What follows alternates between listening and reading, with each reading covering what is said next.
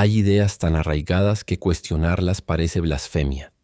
Pero la filosofía no pide permiso, y Baruch Spinoza lo demostró cuando aplicó la razón al corazón mismo de la fe cristiana. No lo hizo por rebeldía ni por provocación, sino porque la verdad exige coherencia, incluso cuando esa coherencia sacude los fundamentos de lo sagrado.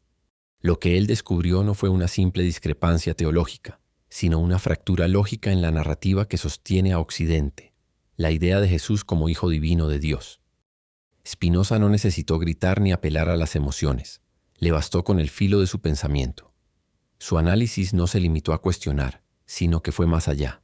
Demostró que los tres pilares del cristianismo, la autoridad de la Biblia, la posibilidad de los milagros y la naturaleza divina de Jesús, se desmoronan bajo el peso de la razón. No fue un ataque, sino una consecuencia inevitable de pensar con rigor. La primera grieta aparece en los textos bíblicos. Spinoza los examinó no como revelación divina, sino como obras humanas, sujetas a errores, contradicciones y reinterpretaciones. Si la Biblia es producto de su tiempo, ¿cómo puede ser palabra infalible de Dios? La segunda grieta viene con la naturaleza ilógica de los milagros. Para Spinoza, las leyes de la naturaleza son inmutables porque son expresión misma de Dios. Un milagro sería una contradicción de estos términos, como si Dios se corrigiera a sí mismo. Pero la tercera grieta es el golpe definitivo y está en el núcleo de la religión cristiana. Se refiere al concepto de Hijo de Dios. Spinoza demostró que este hecho es una contradicción filosófica. Si Dios es infinito y único, no puede dividirse en personas ni engendrar un ser a la vez divino y separado. La Trinidad, lejos de ser un misterio sagrado, es un absurdo lógico bajo la mirada de la razón pura. Lo que sigue no es una simple crítica, sino un desmontaje sistemático de los cimientos del cristianismo. Si aceptas seguir este razonamiento hasta el final, descubrirás algo más perturbador que la duda. La posibilidad de que la verdadera libertad empieza al romper el primer mandato de toda creencia dominante. No cuestionarás. Ahora, adentrémonos en cómo Spinoza deshizo punto por punto lo que millones consideran sagrado. Primera grieta: los textos bíblicos como creación humana. Nada sacude más los cimientos de una religión que demostrar que su libro sagrado no es tan sagrado. El primer golpe a esta idea vino al analizar algo tan simple como las fechas. Los textos bíblicos no aparecieron milagrosamente completos, sino que fueron escritos siglos después de los eventos que narran, por autores que nunca conocieron a los protagonistas de sus relatos. Tomemos, por ejemplo, el Pentateuco, tradicionalmente atribuido a Moisés. Spinoza señaló la imposibilidad física de que Moisés hubiera escrito pasajes que describen su propia muerte y entierro. Peor aún, estos libros contienen anacronismos flagrantes, como referencias a filisteos en épocas donde históricamente no existían, o menciones a camellos domesticados siglos antes de que esto ocurriera. Son errores que delatan a autores escribiendo en una época muy posterior a lo narrado y proyectando su propio contexto cultural sobre relatos del pasado. Pero el problema es aún más profundo. Los libros históricos de la Biblia, Reyes, Crónicas, Samuel, presentan versiones contradictorias de los mismos eventos, a veces en detalles menores, otras en cuestiones fundamentales. ¿Cómo puede ser esto obra de una revelación divina? Dios no se contradice, pero los humanos sí. Por ejemplo, ¿creó Dios a los animales antes o después del hombre? El Génesis ofrece dos relatos de la creación en capítulos consecutivos e increíblemente no coinciden. En Génesis 1, Dios crea primero a los animales y luego al hombre. Pero en Génesis 2 crea al hombre, luego los animales y finalmente a la mujer. No es una cuestión de redacción, sino de orden cronológico. ¿Quién llegó primero? Incluso los creacionistas más fervientes no pueden conciliar estas dos versiones sin forzar el texto. Otro ejemplo contradictorio se refiere a la personalidad de Jesús. ¿Era Jesús un pacifista o un agitador? En el libro de Juan se presenta a Jesús como mensajero de paz, predicando paz por medio de Jesucristo. Pero en Mateo, el mismo Jesús dice: «No vine a traer paz, sino espada, porque vine a poner al hombre contra su padre, a la hija contra su madre». ¿Es el mismo personaje? ¿O acaso los evangelios retratan a un Jesús distinto según la agenda teológica de cada autor? Y otro aspecto crucial por su importancia en el evangelio: ¿cuáles fueron realmente las últimas palabras de Jesús? Los evangelios no se ponen de acuerdo. Según Mateo, Jesús dijo: Dios mío, ¿por qué me has abandonado? Por el contrario, en el libro de Lucas aparece: Padre, en tus manos encomiendo mi espíritu. Y de acuerdo al Evangelio de Juan, sus palabras fueron: consumado es. Es importante entender que no se trata de errores menores, sino de incoherencias fundamentales que socavan los pilares mismos de la autoridad divina. Estos no son detalles marginales, sino fracturas en el núcleo de la narrativa sagrada que afectan leyes morales, relatos fundacionales y la naturaleza misma de Jesús. Pero hay más. Incluso en el lenguaje usado en los textos bíblicos no hay uniformidad. Spinoza fue un conocedor profundo del hebreo antiguo, y esto le sirvió para detectar cómo el lenguaje usado en la Biblia está lleno de expresiones coloquiales, repeticiones y variaciones de estilo, que delatan inequívocamente a múltiples autores. Si Dios hubiera inspirado cada palabra, ¿por qué hay diferencias tan marcadas en la forma de narrar? ¿Por qué algunos pasajes se contradicen en detalles fundamentales? La respuesta, una vez más, es que estos textos no son producto de una mente infinita, sino de escribas, sacerdotes y recopiladores que trabajaron en distintas épocas, cada uno con su propia perspectiva.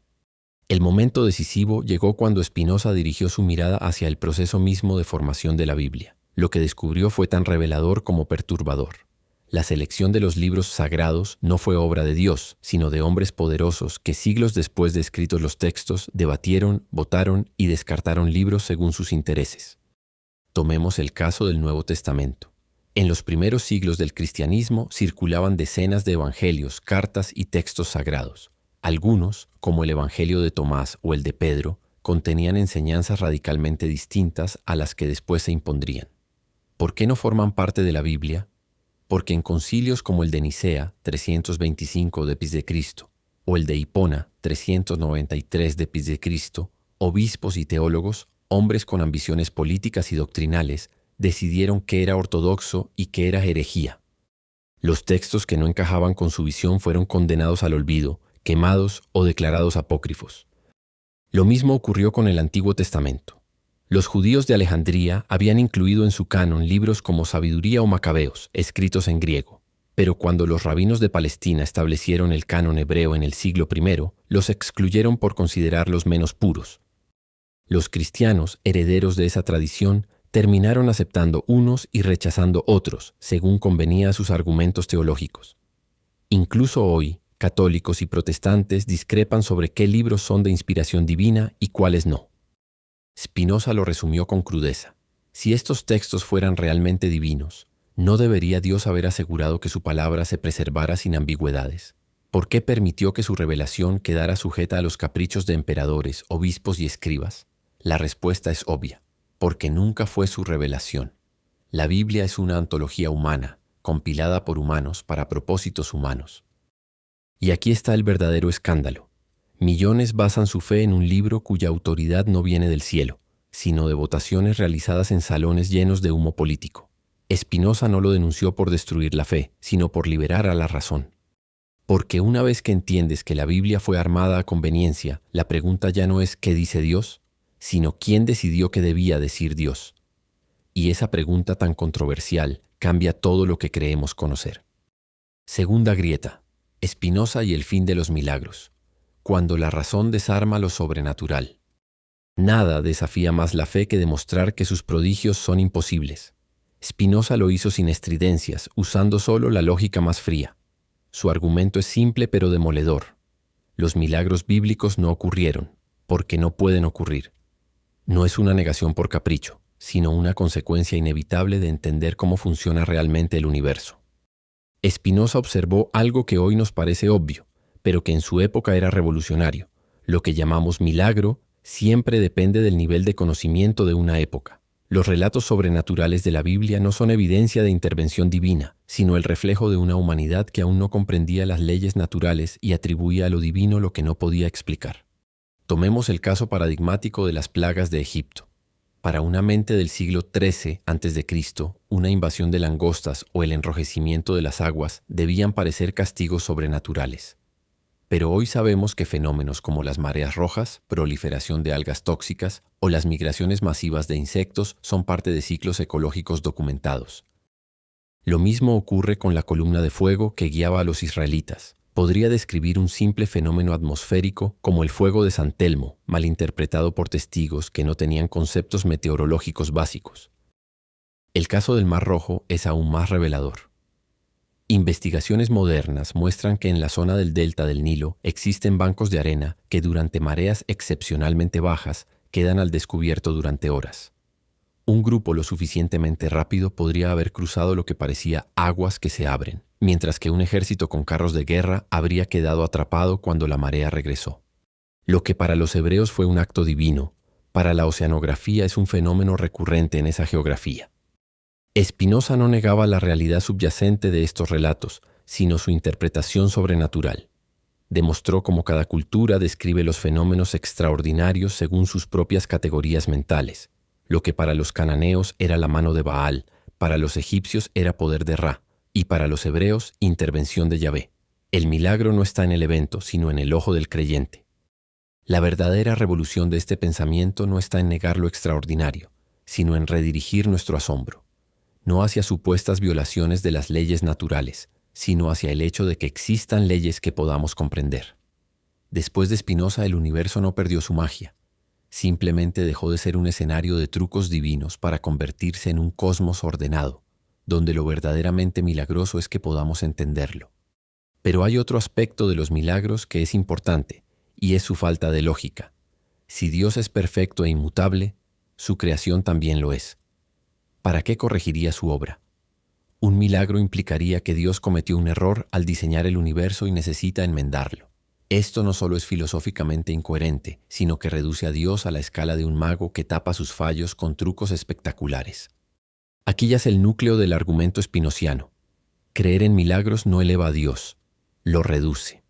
Transforma lo infinito en un prestidigitador cósmico, lo eterno en un ser que reacciona caprichosamente. Spinoza no niega lo divino, lo redefine. Su Dios no necesita romper las reglas porque es la regla misma, no actúa sobre la naturaleza porque es la naturaleza misma. Después de este razonamiento, los milagros ya no parecen pruebas de fe, sino síntomas de un pensamiento que aún no ha madurado para comprender la verdadera inmutabilidad de lo sagrado. Grieta 3. La imposibilidad del Hijo de Dios. El golpe más demoledor de Spinoza no va contra los milagros o la Biblia, sino contra el corazón mismo de la fe cristiana. La idea de que Dios podría tener un hijo. Esta noción, aceptada por millones como verdad revelada, se desmorona ante el más mínimo análisis filosófico riguroso. Spinoza no lo atacó por irreverencia, sino porque la razón no puede aceptar lo que contradice la esencia misma de lo divino. El primer problema es metafísico. Spinoza expone el primer y más fundamental problema. La idea de un hijo de Dios contradice la propia definición de lo divino. Dios, por naturaleza, es infinito, indivisible y eterno. No tiene partes ni componentes que puedan separarse. Pretender que puede engendrar un hijo es como afirmar que el cielo puede tener pedazos que se desprenden sin dejar de ser cielo. La lógica es implacable. Si algo es verdaderamente infinito, no puede dividirse. Si Dios tuviera un hijo distinto de sí mismo, ya no sería infinito, porque habría algo fuera de él. Y si ese hijo es también Dios, entonces tenemos dos infinitos, lo cual es absurdo. No puede haber dos cosas ilimitadas coexistiendo como entidades separadas. La doctrina de la Trinidad intenta salvar esta contradicción hablando de tres personas en una esencia, pero el problema persiste. Si Padre, Hijo y Espíritu Santo son realmente distintos, entonces Dios está compuesto de partes. Y si son lo mismo, entonces no hay verdadera distinción. Es un juego de palabras que no resuelve la paradoja central. Lo infinito no puede multiplicarse ni fragmentarse sin dejar de ser lo que es. Spinoza no niega la trascendencia divina, la redefine. Su Dios no es un ser que se divide en personas, sino la sustancia única del universo, eterna e indivisible.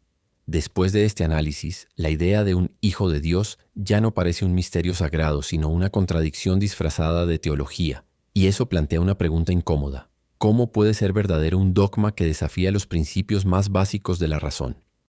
El segundo problema es lógico. Spinoza desnuda la imposibilidad lógica central del cristianismo, la encarnación divina. No se trata de un debate teológico, sino de un problema de coherencia básica. Afirmar que Jesús era Dios completo y hombre completo, simultáneamente, equivale a decir que un mismo objeto puede ser, al mismo tiempo, un círculo perfecto y un cuadrado perfecto. las propiedades fundamentales de lo divino y lo humano no son complementarias, sino mutuamente excluyentes. La naturaleza divina, por definición, es infinita, eterna y omnipotente. La humana, finita, temporal y limitada. Un ser que fuera verdaderamente ambos tendría que existir fuera del tiempo como Dios y dentro del tiempo como hombre. Ser omnisciente, conociendo todas las cosas, e ignorante, como el Jesús que pregunta quién me ha tocado en el libro de Marcos. Ser inmutable, no cambiante como Dios, y al mismo tiempo crecer en sabiduría y estatura, como Jesús según el Evangelio de Lucas. Estas no son diferencias menores, sino contradicciones absolutas en cuanto a los términos. La teología tradicional intenta escapar de este problema hablando de misterio o paradoja, pero Spinoza muestra que esto es simplemente una forma de disfrazar un absurdo lógico. En ningún otro ámbito aceptaríamos que A y no menos A pueden ser verdaderos simultáneamente. Si aplicáramos este mismo estándar a otras áreas del conocimiento, toda la ciencia y la filosofía se derrumbarían. ¿Por qué entonces se hace una excepción precisamente en el núcleo de la fe cristiana? El impacto de este razonamiento es devastador. Si aceptamos que los atributos divinos y humanos son incompatibles, entonces la encarnación no es un milagro sobrenatural, sino una imposibilidad metafísica. No es que no haya ocurrido, es que no podría haber ocurrido sin violar los principios más básicos de la identidad y la no contradicción. Después de Spinoza, la doctrina de la encarnación ya no se presenta como un profundo misterio, sino como lo que realmente es, un error que confunde dos órdenes de existencia radicalmente distintos. Pero el golpe definitivo es teológico. Spinoza asesta el golpe final al núcleo del cristianismo, la idea de que Dios necesitó sacrificar a su Hijo para perdonar a la humanidad. Esta doctrina no solo es filosóficamente incoherente, sino moralmente cuestionable cuando se examina con rigor lógico. ¿Qué clase de justicia divina exige el sufrimiento de un inocente para perdonar a los culpables? Y más importante aún, ¿qué clase de Dios sería incapaz de perdonar sin recurrir a este macabro teatro de sangre? La contradicción salta a la vista. Si Dios es omnipotente, ¿por qué necesita un intermediario para ejercer su misericordia?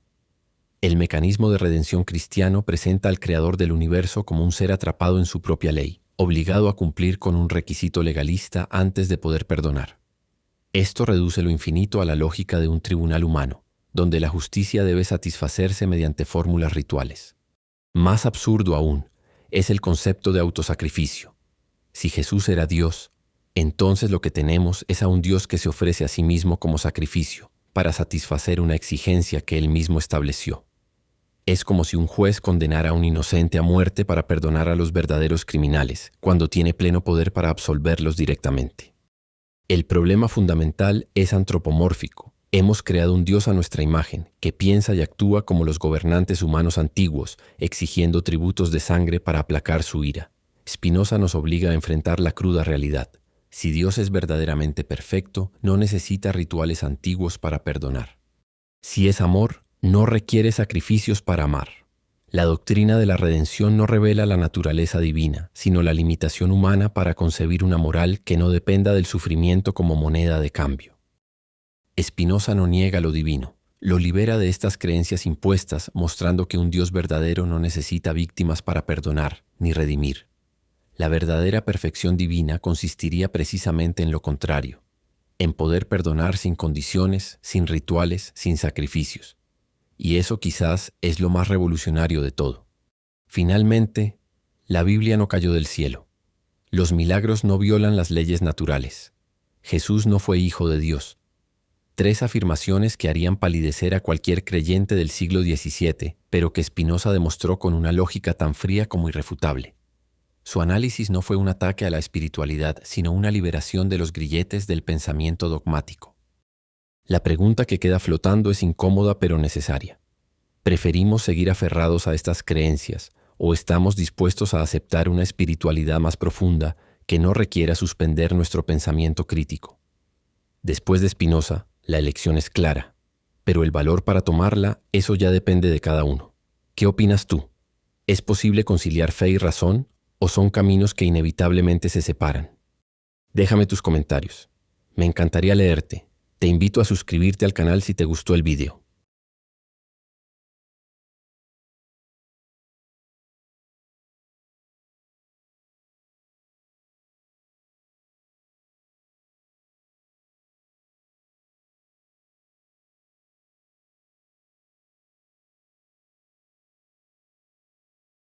Déjame tus comentarios. Me encantaría leerte. Suscríbete al canal si te gustó el vídeo.